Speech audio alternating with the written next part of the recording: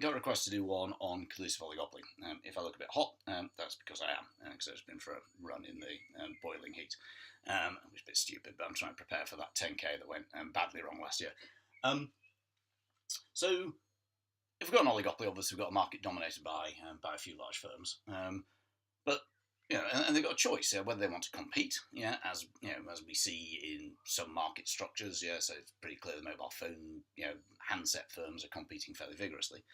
On the other hand, they might choose not to compete. They might choose to collude. They might choose. And there are a variety of ways in which they could do so. As you'll know, price fixing is one way. Market sharing is another. Output limits is another. We looked at the truck cartels, and what we saw is they agreed not to introduce new emissions technology to reduce their costs that way. So there are lots of different ways. OPEC obviously they actually have quotas for oil production and so on. So what we know is there are a variety of ways in which firms could collude. And the question is, well, why would they want to do so? And then the answer is kind of obvious, which is they want to make lots of profit. But if you need to analyse that, one way is to say, suppose this was a monopoly market. Then what we know is that the monopolist would produce at the output of which marginal cost equals marginal revenue Q1, and they'd charge price P1. It's not possible for any combination of firms to do better than that. So if between them, suppose there are 4 firms, and let's suppose that's 100 units. The best that they can do is to say, well, look, we'll have 25 units each, and we'll charge 20 quid. If they decide to compete, and as a result of which prices get driven down to say £17, the effect is that output will be greater across the industry as a whole, say 140 or something, but profits. Profits are going to be lower. The total level of profits is going to be lower than it would be at the profit maximising output. At the profit maximising output, profits are bollocks. P1 minus C1. So they would have been that much. At £17, profits are average revenue minus average cost. They're that level there. So the 4 firms between them, you'll have to share only that amount. So what we've ascertained is that if firms want to collectively maximise their profits, they've got to behave like a monopoly. How can they do that? Well, as we were saying, they could agree on price, or they could find a way of agreeing on output, or they could divide markets, like we see. Not that rail companies are colluding, but we can see that in the rail market, firms have regional monopolies and so on. So what we can see is there's a clear incentive. There's a clear incentive for firms to behave like a monopoly, to collude. A different way of seeing that is to look at it through game theory. And imagine we've just got 2 firms. Imagine we've got firm 1, which I'll put in purple, and firm, if you can see them. And firm 2, they can be orange.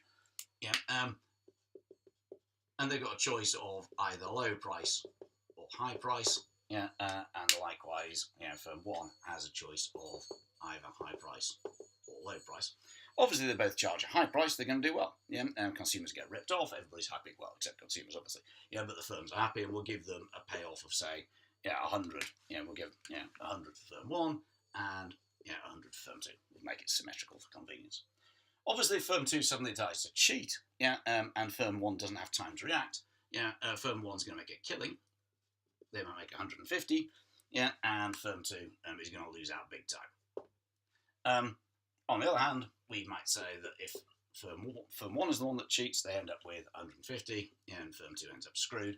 And if they both play low, well, they're going to do badly, but not as badly as if they were one being screwed, because overall, it's unlikely that demand's going to be price inelastic. So price elastic. The total demand between petrol stations is likely to be quite price elastic. But the total demand for petrol is probably quite price inelastic. So what we can see is that if we decide to compete, immediately the one-off effect is if the other guy doesn't realise what's going on, I can make 150. But the long-run effect is I end up screwed, and we end up both getting 40.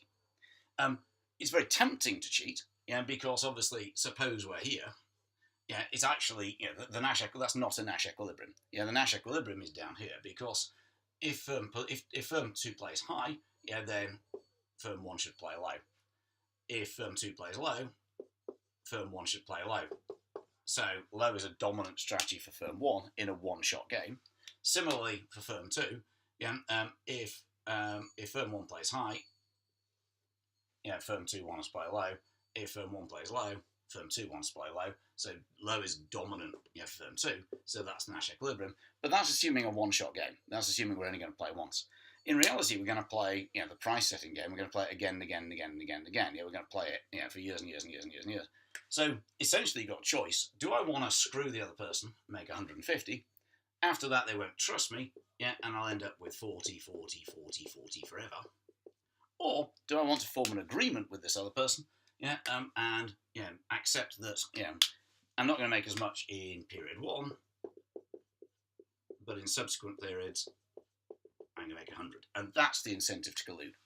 But although as long as we both have kind of long-term perspective, long time horizons, then that works just fine. If one firm gets into trouble, then they've got a big incentive to suddenly decide that what they're going to do is to cut price and screw the other guy. And that's why collusive agreements are often unstable. If you look at OPEC, what you'll get periods, a couple of years where they restrict output and keep oil prices high, and then somebody will cheat and start producing to take advantage of making big returns. So what we can see is that collusion is clearly possible within oligopoly. In the end, unless why might I not want to collude? I guess if I'm the best, I might not want to collude. If I know that I can win, and wipe you out, take you out of the market by competing, then I might not want to. But there's always an incentive there, I think, for firms to seek to reduce the toughness of competition between them. Now, in some cases that's legal. So we looked at a couple of examples of where the authorities allow collusive behaviour. We talked about, on the one hand, there are permitted vertical agreements between firms and between a firm and its suppliers or distributors. We talked about in the car industry, car producers like Ford are able to grant exclusive dealership rights to particular areas and not supply other garages in that area with their cars. The reason is that the authorities have judged that it's better for there to be a set of Ford dealerships who can repair Ford cars and have specialist Ford knowledge. Nobody's going to invest in that unless they have some reason to do so. To become specialists in Ford cars, that implies a cost for the dealer. So why the hell would I want to do that? If there's some other guy down the road who doesn't specialise in the knowledge and just sells the car cheaper. So we get to buy more expensive cars, which is kind of a bad thing. But we get a good network of dealers, so they can fix our cars, which is probably a good thing. The authorities have decided that some vertical agreements are permitted. Likewise, some horizontal agreements between firms, are permitted. That's particularly on things like research and development. So there's a lot of cooperation between firms on developing, electric cars, engines for those, batteries and that type of stuff, and because the risk would be too great, for any one firm, to take all by itself. So collusion, broadly speaking, is bad. It tends to drive up prices for consumers. It may mean that new technology is delayed coming into the market because firms don't want to invest and they want to reduce their costs. It may mean that your choice is limited because firms may agree not to compete between one another in particular areas. But some agreements are permissible. The good news is that most collusive agreements tend to break down after a bit.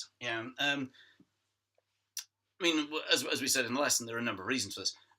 But one reason is that the authorities are getting much better at breaking up collusive agreements. And we looked at the European truck cartel, and in that we saw that the European Commission particularly has new rules on whistleblowing activities. In other words, if you're the first one to inform on the cartel, then you get away without any fine as long as you tell them all what's going on. Well, that's going to break up the trust within the cartel big time, because you know that anybody else could suddenly stab you in the back. that's quite a smart move by the competition authorities, because it reduces the likelihood, that any other firm, would, that firms are going to enter into these agreements, because you can get stabbed in the back, very, very, very easily. Other factors, however, on the other hand, some agreements tend to be more stable. So factors that would tend to influence that is the number of firms. The smaller the number of firms, the more stable collusive agreements will tend to be, because there's fewer people to keep an eye on. Generally, where firms are selling simple, similar products, again, agreements tend to be more stable, like oil. There's only one thing to measure, how much oil is being produced. In more complex markets with lots of different prices and so on, then, I'm just going to close there, come back, sorry, I was about to lose the computer. In more complex markets, because I think I can get away with it, because I don't think that you can watch out what I'm, find out what I'm doing, then actually collusive agreements are more likely to break down, because cheating is more likely. So the likelihood of being caught, that's going to be quite important. And so if I think I'm going to be caught, actually that makes, by you, not by the authorities. If I think I'm going to be caught by other firms, if they're going to see me cheating, then actually I won't cheat, so the agreement will tend to be more stable.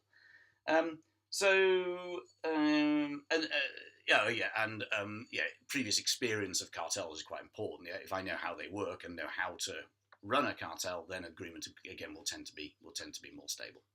So generally speaking, we would conclude, when we're writing about oligopoly, we would conclude that competitive oligopolies are better than collusive oligopolies, but there are some, collusive oligopolies are generally undesirable, usually bad for consumers, but not always so. But we can also see quite clearly that collusion is very good for the firm. It's going to boost their profits, and that there are some circumstances in which that might be desirable.